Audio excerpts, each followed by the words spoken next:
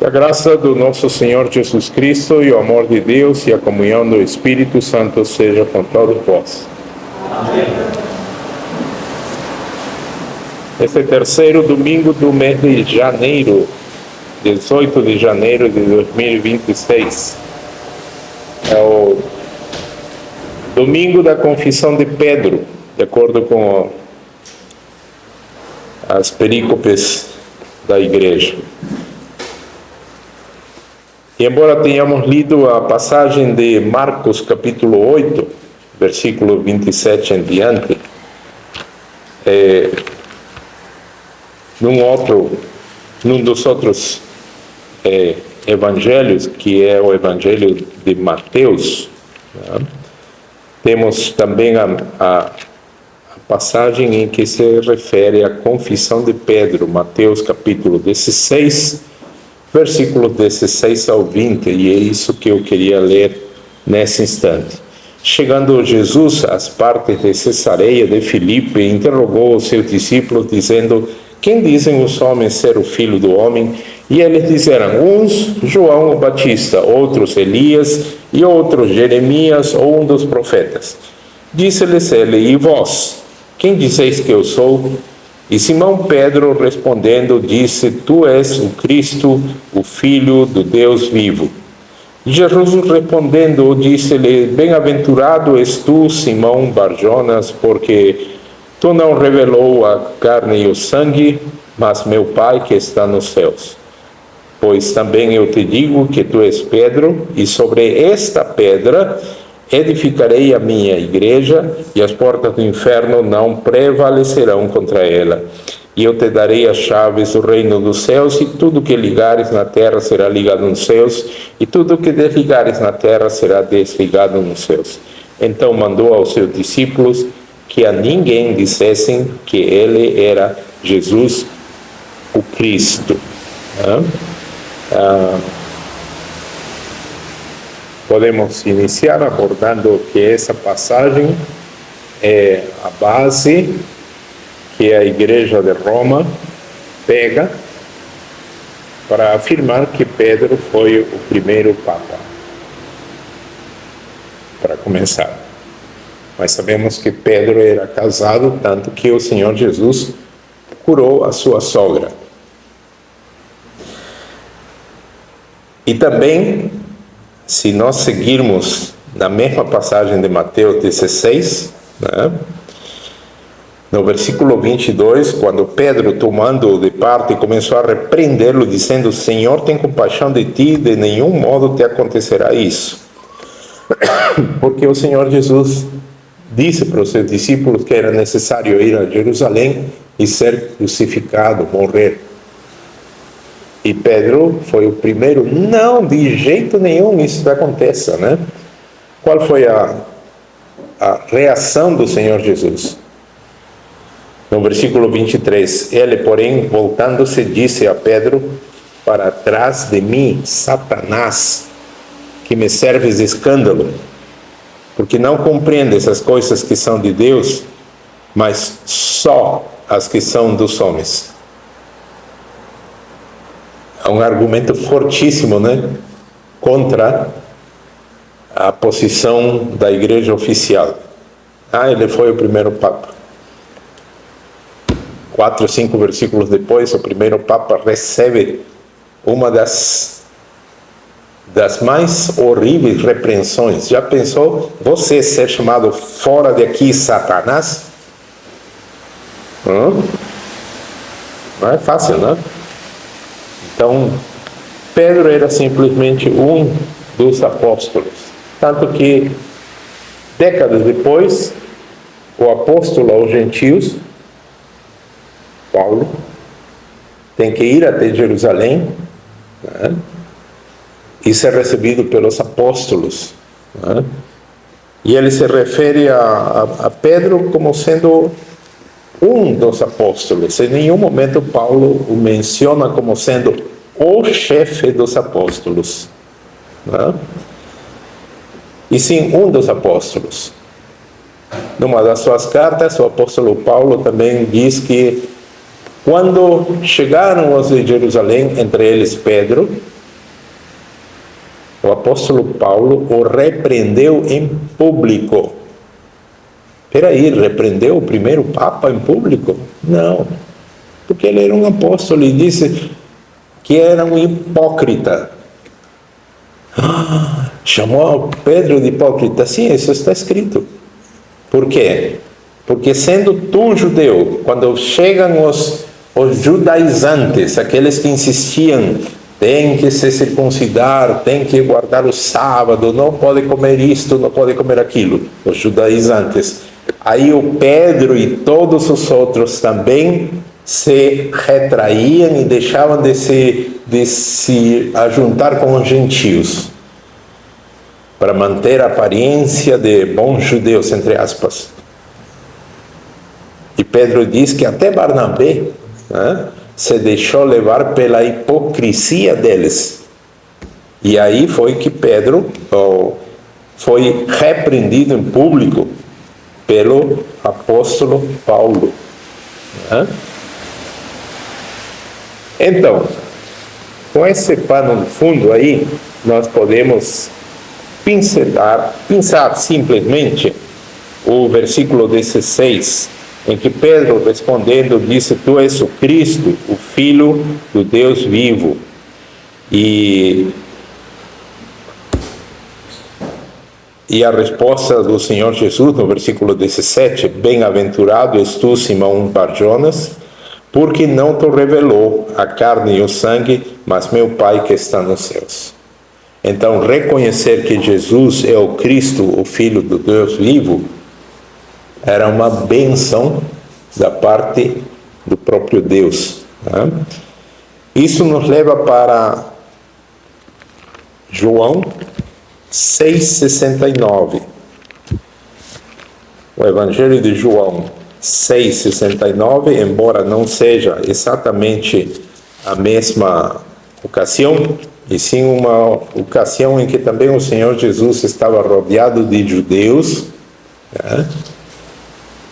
E ele disse certos ensinamentos que eram duríssimos para os judeus.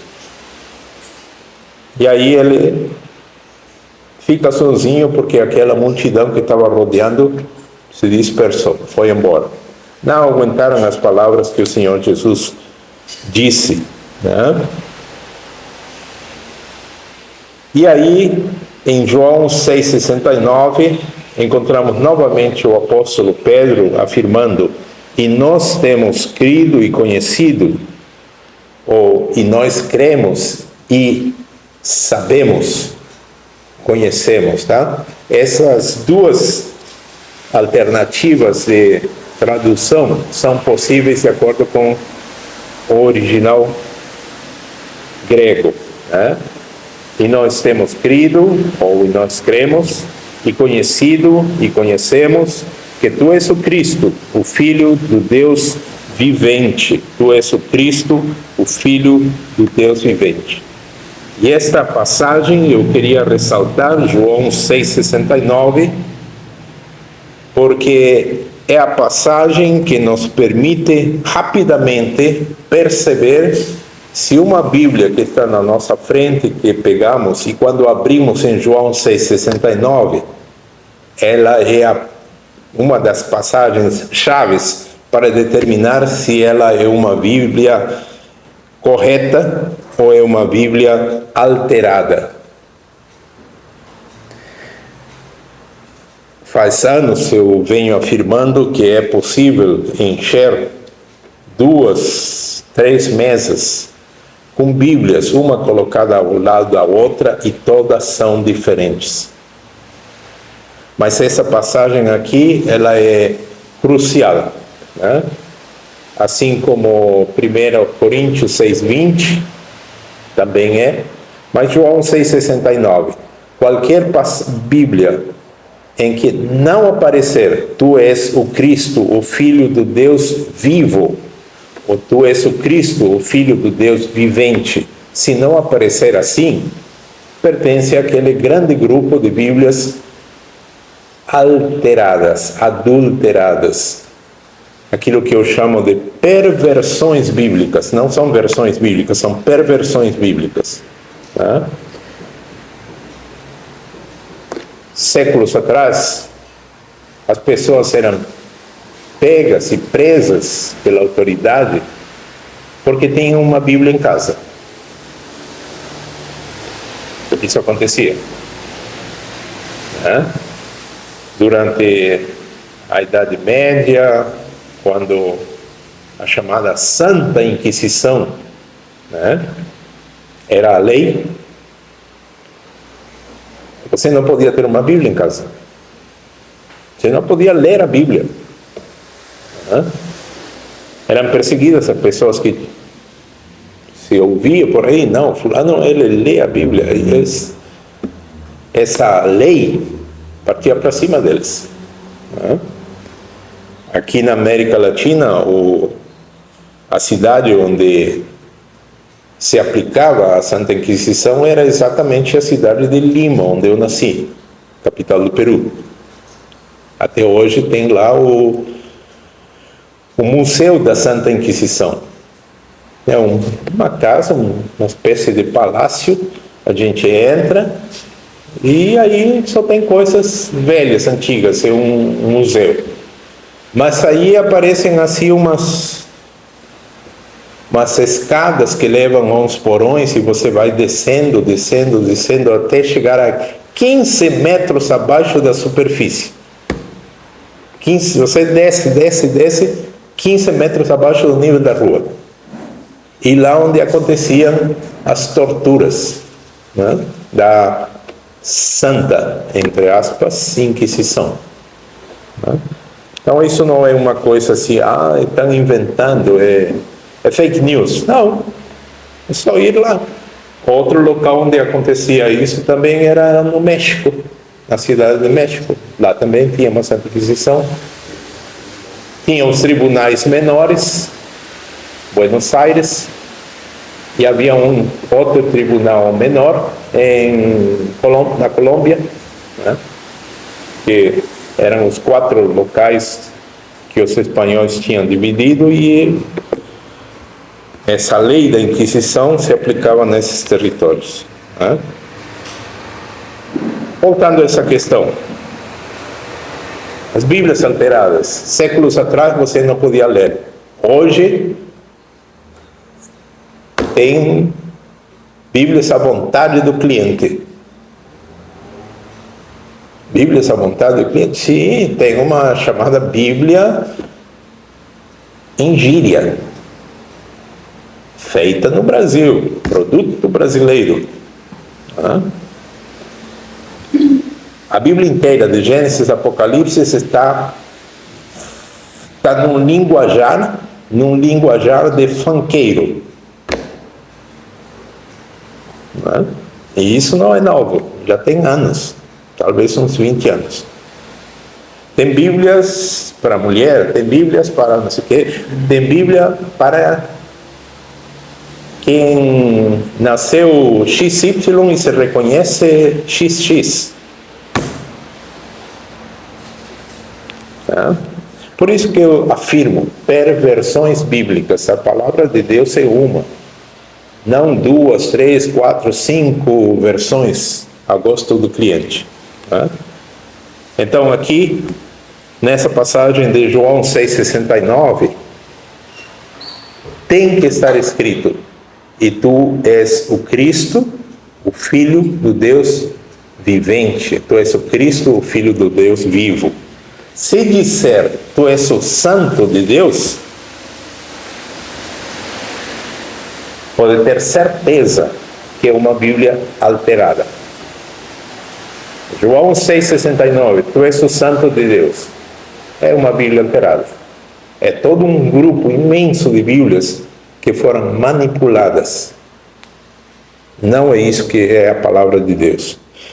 Mas tu és o Santo de Deus, o Senhor Jesus é o Santo de Deus. Embora seja verdade, embora seja bíblico, não é suficiente. Não é suficiente. Porque somente o Senhor Jesus é o Filho de Deus. Qualquer cristão é o santo de Deus. Qualquer um dos apóstolos é o santo de Deus. Mas somente, unicamente, exclusivamente o Senhor Jesus Cristo é o Filho do Deus vivo. E o que acontece com essa expressão, tu és o santo de Deus? É que se nós vamos para Marcos capítulo 1, versículo 24, quando o Senhor Jesus entrou na sinagoga de Cafarnaum, versículo 23, estava na sinagoga um homem com um espírito imundo, o qual exclamou, versículo 24 de Mateus 1, que temos contigo, Jesus Nazareno? Vieste destruir-nos? Bem sei quem és, o Santo de Deus. Você quer confessar a mesma coisa que um demônio? Você quer confessar a mesma coisa que um espírito imundo? Diga que Jesus é o Santo de Deus. É a mesma coisa que esse espírito imundo falou. Você quer seguir a confissão católica, apostólica, cristã, não romana? Afirme que o Senhor Jesus é o Filho do Deus vivo. Por isso que dizer que Jesus é o Santo de Deus, embora seja verdade, é o Santo de Deus, aquele que Deus separou, certo? É bíblico, está na Bíblia, mas não é suficiente, porque até os demônios confessam isso.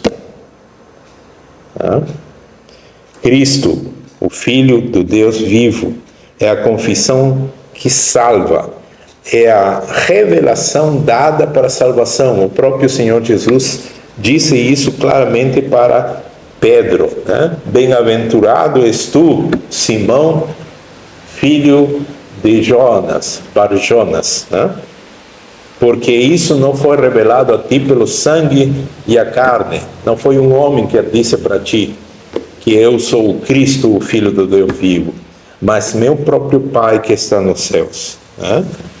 Em Mateus 11, 27, nós encontramos o seguinte: todas as coisas me foram entregues por meu Pai, e ninguém conhece o Filho, senão o Pai, e ninguém conhece o Pai, senão o Filho, e aquele a quem o Filho o quiser revelar. Esses versículos aqui dificilmente são abordados, Mas este versículo de Mateus 11, 27 é crucial, porque tem tudo a ver com Mateus 16, 17. Bem-aventurado és tu, Simão Bar-Jonas, porque não te revelou carne e o sangue, mas meu Pai revelou isso para ti. Então, abrir a boca e confessar que o Senhor Jesus Cristo é o Filho do Deus vivo, isso é uma graça concedida a algumas pessoas. Nem todo mundo confessa, nem todo mundo repete isso. Em João 6, 44, o Senhor Jesus afirma diante dos judeus: ninguém pode vir a mim se o Pai que me enviou o não trouxer, e eu o ressuscitarei no último dia. Ninguém pode vir a mim se o Pai que me enviou o não trouxer. Cada cristão aproximou-se do Senhor Jesus não porque ele, no seu famoso livre-arbítrio humano, ele decidiu se aproximar do Senhor Jesus. E nós que estamos separados na história por quase 2000 anos disso, nós sabemos que é o Espírito Santo agindo na nossa alma através da sua palavra.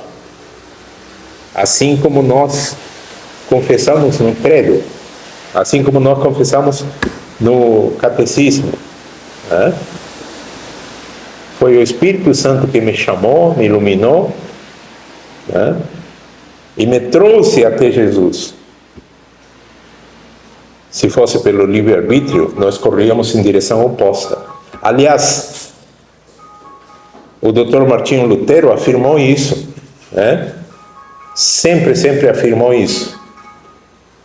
Que se existe o tal de livre-arbítrio, somente existe para fazer que o homem se afaste de Deus. Ele não afirmou o livre-arbítrio existe, ele coloca se condicional. Se existe, somente serve para afastar de Deus, né? Porque pela minha própria razão ou força não posso, né? Então, ninguém pode vir a mim se o Pai que me enviou o não trouxer, né? Isso é uma concessão dada por Deus. Se nós vamos para a epístola de João, perto do Apocalipse, capítulo 4, versículo 15, nós encontramos: qualquer que confessar que Jesus é o Filho de Deus, Deus está nele e ele em Deus. Qualquer que confessar que Jesus é o Filho de Deus, Deus está nele e ele em Deus. E aí ao lado, no capítulo 5, encontramos: todo aquele que crê que Jesus é o Cristo é nascido de Deus. E todo aquele que ama o que o gerou, também ama ao que dele é nascido. Nisto conhecemos que amamos os filhos de Deus, quando amamos a Deus e guardamos os seus mandamentos. Porque este é o amor de Deus, que guardemos os seus mandamentos. E os seus mandamentos não são pesados. Porque todo aquele que é nascido de Deus vence o mundo. E esta é a vitória que vence o mundo, a nossa fé. Quem é que vence o mundo, senão aquele que crê que Jesus é o Filho de Deus? João 6 nos mostra que muitos seguiam ao Senhor Jesus. O seguiam pelo pão, o seguiam pelo milagre, o seguiam pela conveniência. Mas o Senhor Jesus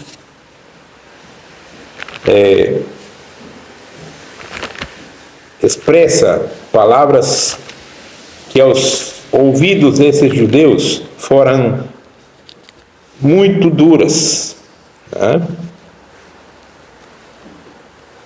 No versículo 53 em diante de João capítulo 6, nós encontramos quando o Senhor Jesus afirma aos judeus que era necessário que eles comessem a sua carne e que era necessário que eles bebessem o seu sangue. Mesmo para nós, na nossa sociedade, comer a carne de uma pessoa, beber, mas isso é, olha, isso é, esse canibalismo. E o Senhor Jesus disse isso para os judeus. Imaginem, gente que se abstinha de comer um porco, que se abstinha de comer um pato, que se abstinha de comer um coelho. Imagine dizer para essas pessoas: vocês têm que comer a minha carne, beber o meu sangue. Qual foi a reação? Muitos, pois, dos seus discípulos, ouvindo isto, disseram: duro é este discurso, quem o pode ouvir? Desde então, muitos dos seus discípulos tornaram para trás e já não andavam com ele. E aí onde entra o versículo 67. Então disse Jesus aos 12: ele já ficou sem seguidores. Esses foram embora. E aí se vira para os 12 que ficaram aí, os seus discípulos, os apóstolos, e diz: quereis vós também retirar-vos? E aí onde entra a confissão de Simão Pedro: Senhor, para quem iremos nós? Tu tens as palavras da vida eterna, e nós temos crido e conhecido que Tu és o Cristo, o Filho do Deus vivente, o Filho do Deus vivo. Para quem iremos? Senhor, para quem iremos? Essa confissão de Pedro, nós a reencontramos exatamente aí em Atos 4:12, que nós temos lido, quando Pedro ousadamente afirma diante dos sacerdotes, diante dos príncipes de Israel, e ele afirma: em nenhum outro há salvação, porque também debaixo do céu nenhum outro nome há dado entre os homens pelo qual devamos ser salvos. Nenhum outro nome existe, afirma o apóstolo Pedro. A fé cristã não é cega, a fé cristã não é mística, a fé cristã verdadeira não é emocional. Não vão atrás dessas emoções, desses cultos, entre aspas, esses shows da fé, em que a plateia é tomada pelas emoções e se banham em lágrimas, e se arrepiam, e não conseguem nem controlar mais a sua fala. Isso não é culto a Deus.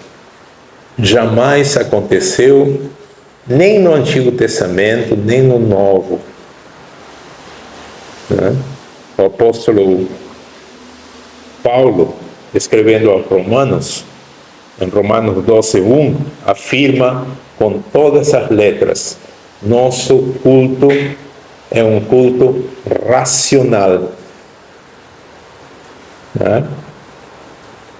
É o que nós encontramos, o apelo que o próprio Deus faz em Isaías: vinde, pois, e arrazoemos. Arrazoemos, que significa? Usemos a razão. Usemos a mente, a capacidade que nos torna diferentes dos animais.